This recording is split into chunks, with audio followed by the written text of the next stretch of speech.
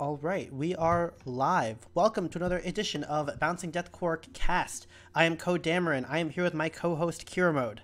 We're here. Yeah, and we are here with the top four match, round 5, top 4 match of the Adepticon Vault Tour. We are here. We're super excited because, I'm always excited. Some of us wanted to watch this the day it came out.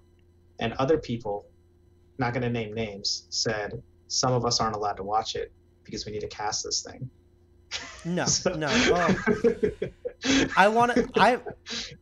yeah, no. I don't know what's happening in this game. I don't know who wins. I don't know. Well, we watched Colleen's game in the top 16 round, but yeah, I don't know what's going to happen. I'm very excited. Let's look at the decks. You're not actually mad at me, right? Only like 2%. Okay. All right. I was at an anime con this weekend. It doesn't matter. But okay. I liked Colleen's deck last time we saw it. Let's remind me about what it was. It was a lot of removal, big Brobnar boards, a lot of board wipes. The Earthshaker, the Heb the Huge, the Nature's Calls, the Whispers, the Poison Wave, board control, minimal amber control. Yeah. So if you haven't watched the first episode we did, where we talked about Colleen's deck, there's no key control in here. Or there's some, but it's very marginal. And that was the biggest concern that we had because we're like, okay, you can build a big Brobnar board. You can build a lot of big plays involving bait and switch. You also have removal for days. So if they have like a big turn of creatures, you can easily get rid of them. You have the Nature's Call into the Dust Pixies. Like there are moves here. It just comes down to if your opponent is just getting to 6 a lot, you don't have a lot of answers for them. And that's the biggest concern for her deck. But, if she gets the lead, she can just run away with it. I haven't looked at any of the stats for this, but it looks like there's just a lot of good cards here. I don't know if they all cohesively go together as like what we consider to be a really strong deck for whatever reason. But, yeah, I am excited to see where this goes in the matchup because I haven't seen the other deck. Let's look at Daniel's deck, Mr. Hongo Nail Delgado. Okay. Let's see here. So, same houses. Double Nature's Call. Wow. Is that double Nature's Call? Oh, into Dust Pixie Full Moon? That's a lot of amber. And there's actually 2 Dust Pixies. So a better version of Colleen's Untamed side here. It also has... this one doesn't have the Mimicry. So the Colleen has Mimicry. Daniel does not have that. But he does have the Nature's Call with Full Moon. The Shadows house, I think I prefer it. It doesn't have the bait and switch, but it has a little bit better removal. I like the Lights Out. But I like the Fagin, Magda the Rat, and the Urchins. I think that's a big deal. Yeah, this is a much, much better Shadows house because you just have more ways to interact with your opponent's Amber. And that's it's a huge thing. Now, looking at this deck, I also don't see a ton of Amber control. There's a Grenade Snib and an Unguarded Camp. Yes, you got Unguarded Camp, Grenade Snib, 2 Urchins, 3 punches. Magda. Yeah. So, yeah, it's not a lot, but it's more than Colleen has. And in 2 decks where there's a lot of board control, right, and you could be very evenly matched, if one person doesn't run away with it, it comes down to key control. And it looks like Daniel just has a little bit more key control. I'd be curious to see how much this Brothers in Battle matters because Daniel's Brobnar side is not as strong. So it's the better follow the leader. No. Oh, okay. Relentless Assault. Okay, I'm not as interested. Brothers in Battle, they're the same card. This one has an amber on it though. Well, Brothers in Battle lets you fight with out of faction guys. Relentless Assault can let you hit with guys that are in faction and ready them. Whatever. Yeah, like the dudes aren't as big. Yeah, that's true. Like if you look, Colleen has 2 Trolls, a Heb, an Earthshaker. I would rather have the Ganger Chieftains than the board wipes. I think. I might be wrong about that. Well, how many board wipes does Daniel have? So he has a lot of spot removal. He doesn't actually have a lot of board wipes. Colleen has a what's it called? Heb the Huge and an Earthshaker. End. Yeah. Lost in the Woods. I think Colleen wins she'll probably win the board control battle. I think what this comes down to is just, can Daniel keep pace? You know, if he can keep pace and get this thing to the finish line, then I think his key control will win out. But Colleen can build a lead a lot easier from what I can see with these decks. Here's a question. Well, one, I want to see how the Sting works. I want to see how the bait and switch goes. I really want to see how those two cards hit in this matchup. But what if they're just the same deck? Like, this might just be another mirror match, not with the Neptune seeds. They are very similar. They both have a lot of board control. They both have decent Amber production, but not great. You're going to need your board to reap. And then they both have fairly suspect Amber control, but one is better. So what I wanted to get at was, let's just pretend this is a mirror match because it's close enough to a mirror match. Mm-hmm. Do you think, I think that the Neptune seed mirror match is more about who draws better. I think this one's actually going to come down to smart play and holding the tools for the right time, or hitting the tools at the right time, using the punches on the right creatures, you know? Yeah, I think that Colleen's deck has better long-term prospects, but Daniel has more explosive plays, right? His Nature's Call can hit for more Amber. He has the Sting also. Mm-hmm. So like the way I look at this is just basically comes down to, like, if this just becomes a grinded out match, Colleen's eventually going to build a better board. Daniel doesn't actually have a full board wipe, and then if she can start mass reaping, it's over. Right. But if this thing's close board wise, and Daniel's able to use his removal to just keep things in range, right? And then he could rip off like one big play with the Nature's Call or one big Sting play, then he can pull ahead. And because all he needs really is to just get it close, right? As long as it's close by the time that, you know, they're both in, like, that we both have 2 keys and some Amber, his deck has an advantage because he just has more key control. I'm flipping back and forth, and one thing I'm noticing is that I think Colleen's guys won't actually die. I think these trolls, Heb the Huge, and Earthshaker, and Valder, they are big. They are 6s and 7s and 8s, and I think that's actually going to be the difference. I think she's actually going to be able to reap with her Brobnar. He needs to mostly ignore Brobnar. So you're not going to kill him. He has 3 punches. So what you do if you're Daniel is, you got to pick off the little dudes in Shadows and Untamed using your punches, using your poison waves, using your pawn sacrifice, and then the lights out and the Nature's Call. As far as removal goes, you just want to send the Brobnar dudes back to hand so they don't reap. All you really care about from Colleen's perspective is that she doesn't get 5 Brobnar guys on the board and reap with them. If she has like 3 massive Brobnar guys that are just killing your guys, you don't really care about that because you need to be pushing the Amber, right? You're not going to win the long-term control game, but if you can make it so her little dudes don't do anything, your little dudes also don't do anything, but she's not fully leveraging her big dudes, now you're in a better position. All right, so we're putting Daniel in the early game and then Colleen in the long game, I think. I think Daniel should be focusing on getting an early lead. He's going to lose some of that lead, but then the key control should get him past the finish line. Okay. That's his route to victory. Colleen's route is just get a bunch of Brobnar dudes on the board and start leading. And because if she can neutralize Daniel's lead before before you start getting to that point where key control really matters, then she can pull ahead because she doesn't have much key control. Like, she only has like the bait and switch. Hold on. Okay, no, okay. I thought I messed up the stream. We didn't, so we are good. All right. I don't think anything. No, we're still going. I tried to hit a button because I got nervous about a thing, but it's fine. Okay, yeah. Yeah, as far as favorites go, this feels pretty 50-50. Like, they're super close in terms of their deck's abilities. Their decks want to do very similar things. I kind of want to place Daniel as like a small favorite, but we're talking like pocket pair versus 2 overs type of favorite, where it's not a massive favorite. No, I think that's real. Huh.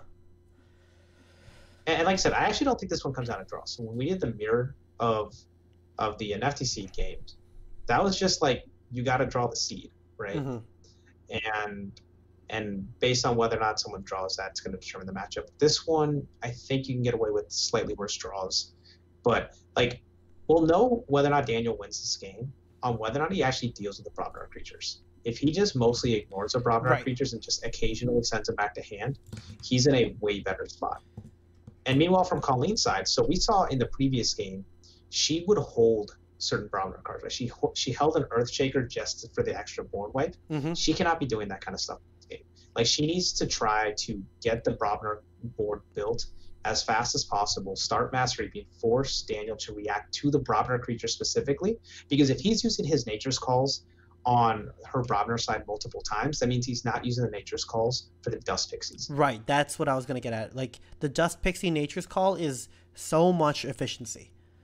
And you really want to be... So Daniel only needs to do that once, right? Like, he only needs one Nature's Call Dust Pixie turn. So he's okay using one Nature's Call to just temporarily deal with the Brobnar board. Mm-hmm. He can't do that twice. And if Colleen can force him to react early and force him to do it twice, it really eliminates his ability to get a lead. And because her deck has better, like a little bit better board position, she'll be able to start pulling ahead faster. So we've been talking about this for a little while, like longer than these guys have had a chance to look at the deck list. But I wonder if Daniel's correct move is to consider his deck a racing deck in this matchup. That's the thing that we talk about sometimes is like, when do you play your deck as a racing deck versus as a control deck? Don't play the punches for, like, what if he just decides to play as many cards plus board on autopilot, and play the punches, play the Nocturnal Maneuvers, the Nature's Calls, jam your Dust Pixies, and just get to 18 Amber.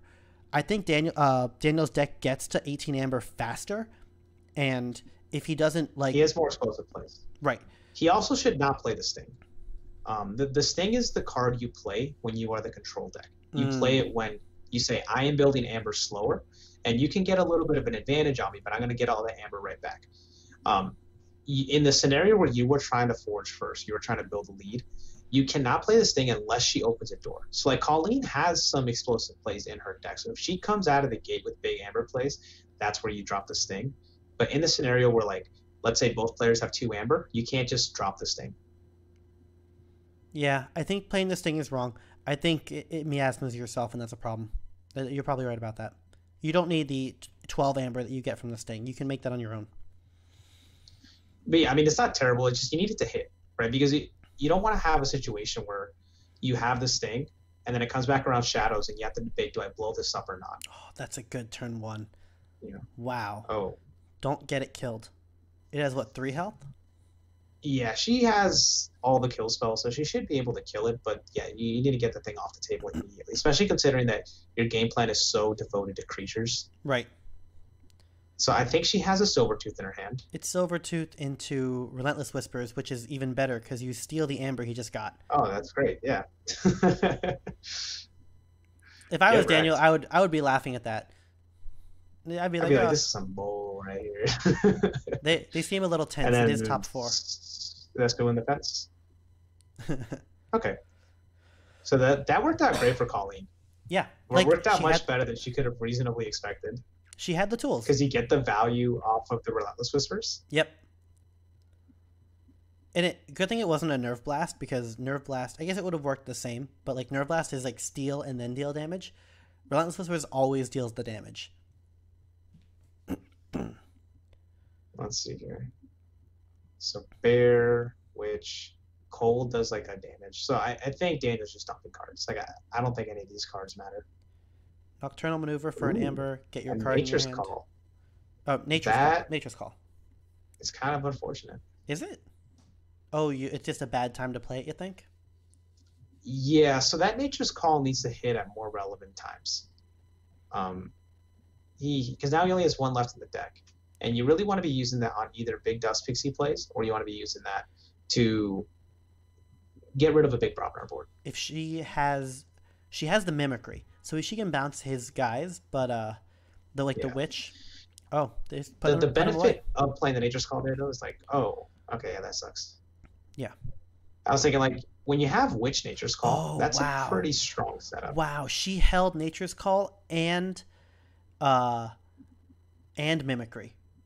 She had both of them, and she played. Oh. She is not listening to our podcast. She does not go cards plus board. Oh, that's so bad. Oh, no. I didn't notice that. I would have gotten more upset. That's really bad. So she played 2. I think she drew Vigor. Yeah, I don't think I Did don't she? think she understand. If that's the case, she doesn't understand what her win condition is, right? Which is you got to build the board. You know, in terms of pure amber, Daniel's a little bit ahead of you. More importantly, he can grind you out with the key control. So you don't want the game to go that way. You want to build the lead. Hold on. So she could have played Nocturnal Maneuver and Mimicry, right? That gets her to 5 with the Snufflegator out. I'm sorry. I keep saying Nocturnal Maneuver. It's Nature's Call and Mimicry. Burn them for the amber. And look, she lost her guy. Where'd he go? Oh, lights out? He bounced with lights out. Okay. And then he played a poison wave. I mean, so like Daniel's playing a racing deck, not, and Colleen is trying to hold tools. He's doing the right things, right? So he's getting cards in kind of unfortunate order, but he's at least getting them for the value that he can get them for.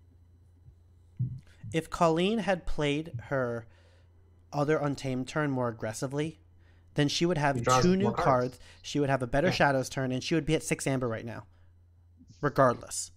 And I much prefer that play.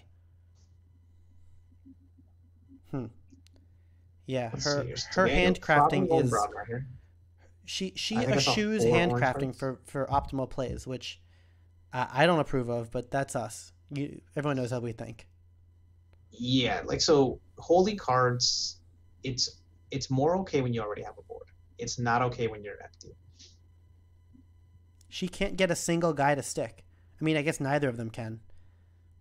And like, look, here Colleen is probably going to play Untamed, and Daniel's board is going to go away, and it's going to be fine. Let's see here. Those are all going to end up in his hand, or they should. Well, yeah, she has another Nature's Call. Oh, right? Is that Ready and Fight? Oh, yep. So he just gets 3 reaps off of it. Really? So that's fantastic. Hold on, is that right? Ready and Fight. Yeah, you Ready and Fight with 3 dudes. Wow. So that's kind of the play he needed. So for all the kind of rough early game cards that Daniel's gotten, that's very fortunate for him. Kind of makes up for it. All right, now Colleen did keep the Nature's Call, right? So and the Mimicry. Yeah, so this isn't totally busted for her. Like she's gonna get value out of these cards. I don't think it'll be enough to justify the initial move. Yeah, I would have. I mean, hindsight's 20/20, but I would rather have those could have been 3 different cards. I guess 2 different cards. But like now her Shadow's hand is also pretty bad here. So if you Mimicry, what do you take? Nature's Call. It's the only good one. She already has her own Nature's Call though. Lights out? I mean, yeah, they're all negligible. Unless you're trying to like Poison Wave to kill the Grenade Snib, which you're not. Lose your 2 amber. Yeah. No, the reason to Poison Call to Poison Wave with Mimicry is to get better value out of the Vigor on his Headhunter. Pro plays. Wait, the Headhunter only has 2 damage on it. What you do. Yeah. So you Nature's Call, you put 2 guys back into his hand. The one with the play effect, which is not good. And then you get the Poison Wave, you put a 3rd damage on the Headhunter, you Vigor it for 3, and you are playing a racing deck. I wonder if you just send everything but the middle guy home. Yeah. Because you actually don't want him coming back in to fight. Yep. No, that's totally right. He doesn't need to come back down. He is too efficient in your hand. No play effects back in the hand. Did she hold the Mimicry? She held Mimicry. She's at 6 amber instead of 7. So she has what, 5 chains at this point? Yeah, I was just about to say that is that thing has chained her significantly, and I don't think Mimicry is that good of a card to accept those chains. I mean, I like Mimicry. You know what would have been great? Mimicry for Relentless Assault to kill the Fire Spitter and then send the other scrubs back home. Like you could do things like that. I like that play. That'd be a cool play. Yeah, you actually just do it at the end, like right here. You go fight. Oh no, you can't fight 3 times. It's not one stood against many. Whatever. I just think like when you're in the early game especially, you have to just really play your cards. Like, when you get to the mid game, you can make more value decisions on holding cards. You just cannot do that in the first few turns of the game. The first few turns of the game, for the most part, is just spamming cards. I wonder if she thinks she's playing a control deck, because that's how she's been playing this whole. I mean, the other game that we watched of her, and now this game, she's playing her control effects and kind of holding them until they work. That seems like a Magic player. I wonder if she's a Magic player. Could be. This game ain't Magic though. I know. And you don't get points for holding cards, which you get points for holding cards in other games. Mm-hmm.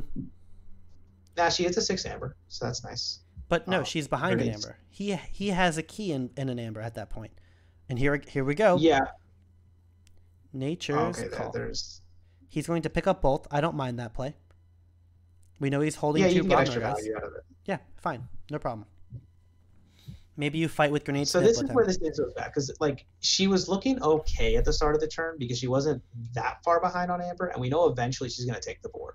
Mm-hmm. But now that he's gotten the Nature's Call off for the Dust Pixie without much repercussions, this is where things are getting a little bit darker for her.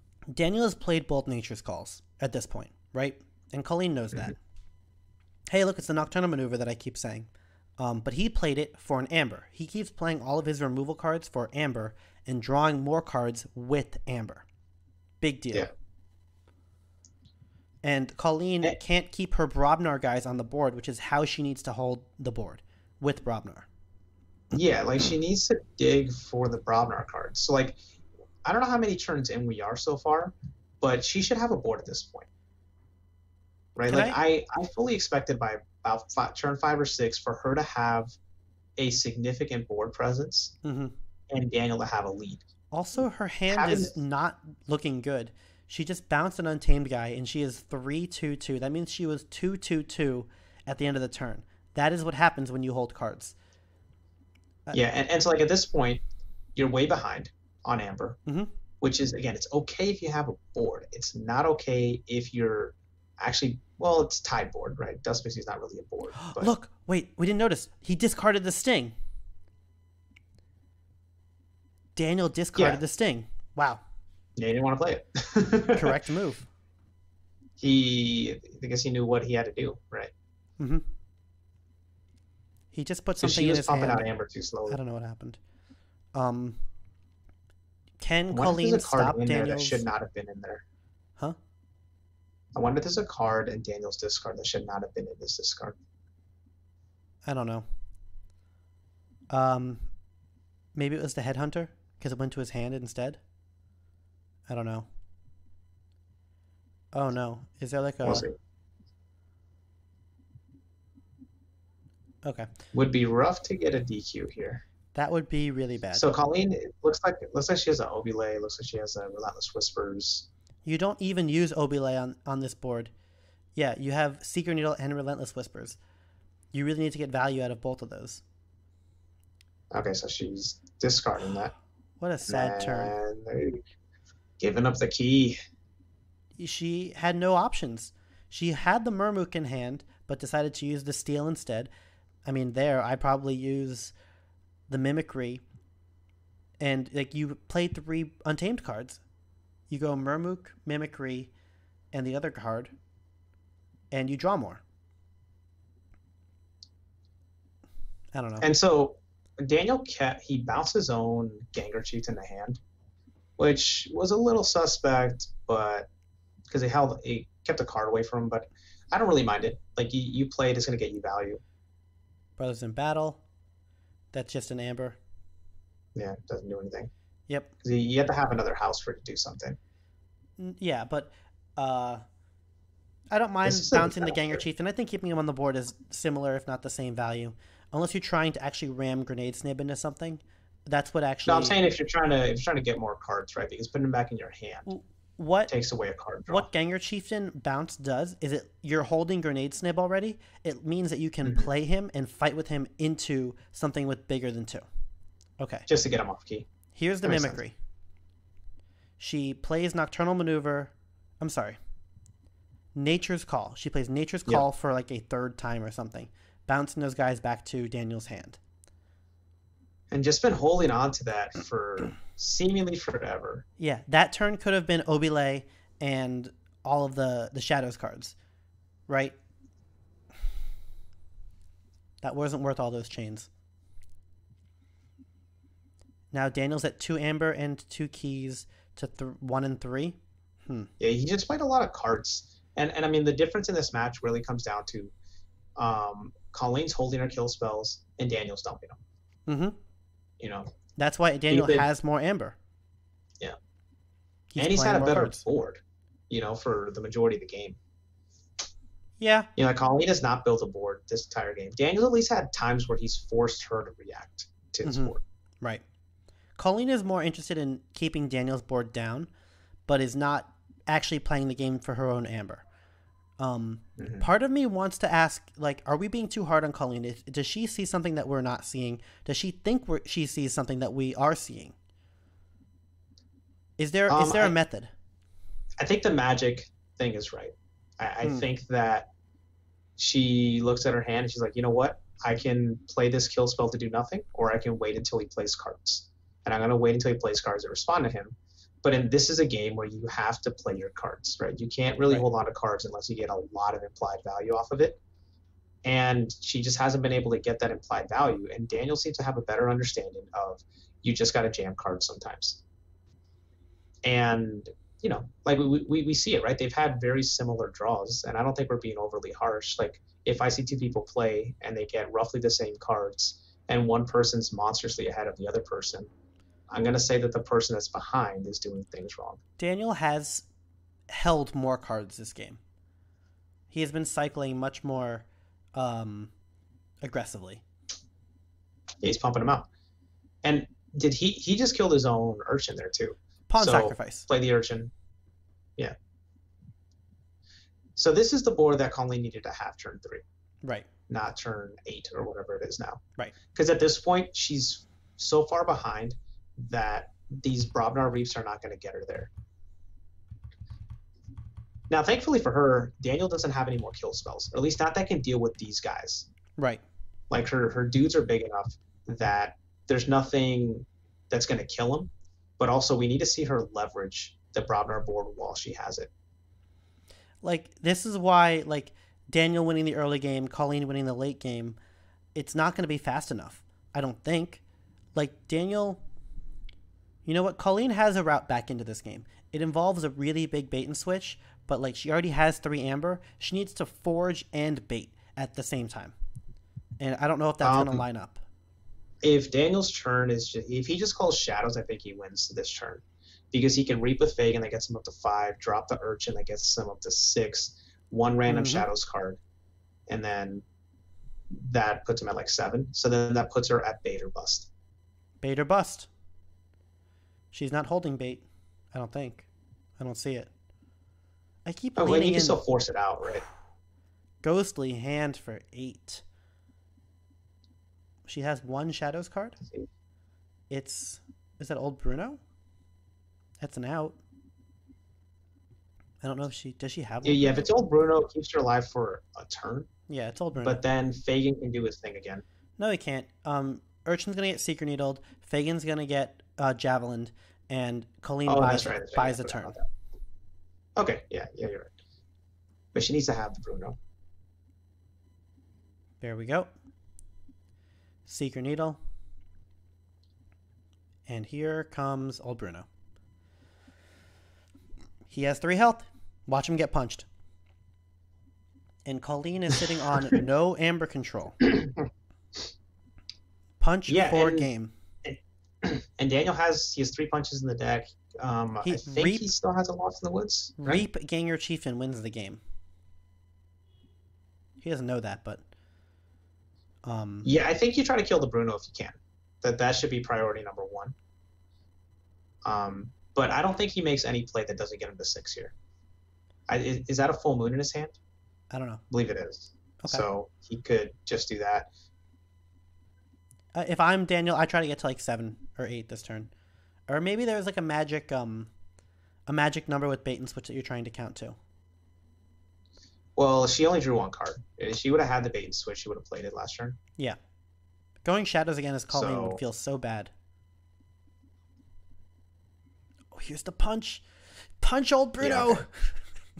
That's It's a what I wrap. mean. Okay. Okay.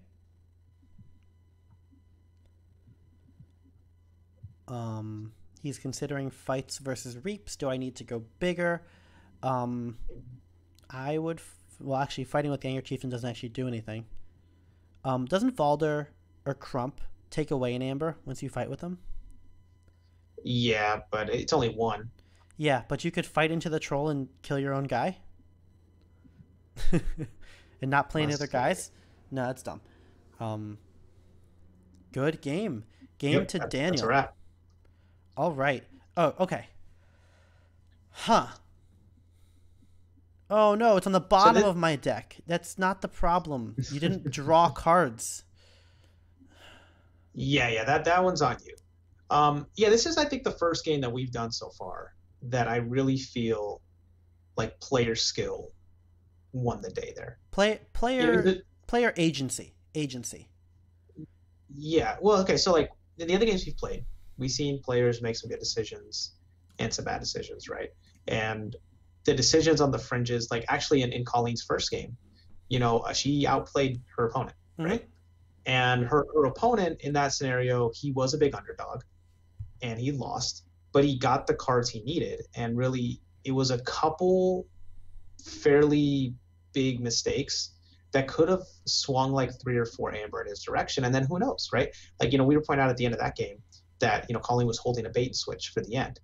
But if he plays it a little differently, maybe on his third key, he controls the weak on 6 Amber to force her into Untamed or something, right? So like those little mistakes made it so like the route to win that could have been there was just not there. Right. And her superior skill went out, but like her deck was just better on a certain level. I mean, maybe her skill just isn't in this game, or she was drawing on the wrong lessons. We were talking this whole game. She should have been playing more cards and getting more Amber aggressively, as Daniel was doing. Daniel was playing his deck like a racing deck. In the mirror match, he said, I'm going to be the aggressor here. I'm going to just jam my Amber, not care about the board. He had a board a little bit, but really it got bounced so many times, he just was happy to play Amber. He had a couple of big plays. He understood he was not going to win the long game. Yeah. And he didn't. He probably had a better understanding of that. He was just on the crux of getting to the long game. She had her Brobnar board. Yeah. And so I don't believe she mulliganed. And this is like one of those things that you have to recognize, okay, like what's my route to win? And her route to win is drop Brobnar dudes because he can't deal with them effectively. Yeah. So if you drop the Brobnar dudes, you start reaping with them. And like, as we saw, like once she started getting her board, it looked like, okay, this might start to churn a little bit until, you realize, oh wait, he already has 2 keys. So like he had the shadows churn, which is kind of a bad turn when you look at it. But it was fine because he's close enough that he just needs to get immediate Amber. The like one of the end turns where he's like, okay, I'm gonna reap with Fagin, drop an Urchin, and then I think he played like some potato. Oh, he played like a Ghastly Hand. Yeah, which got him to a big number, but got him to 8. Exactly. So when you're already winning, now that's when you can make plays like that where it's not the greatest value plays, particularly as it pertains to the board, because by doing that play, he completely sacrificed the board. Right. He knew that his board was gone. It didn't matter because he's far enough ahead. If that same situation plays out and he's at 1 key instead of 2, he maybe loses the game. And that's why she needed to have that board built a whole lot faster and just start burning cards to get there. She couldn't afford to use her Brobnar board because she had to play Old Bruno pass. Ugh. It was Old Bruno and then a Javelin and then Secret Needle, but there was no other cards coming out of her hand. That's why she wasn't finding her bait and switch, because the hand smoothing wasn't there. Yeah. All right. Anyway, that was a good game. That was actually a cool example of playing cards in jamming Amber. This has been Bouncing Death Quark. Find us on the podcast. Find us on the Discord. And thank you for watching. See you next time.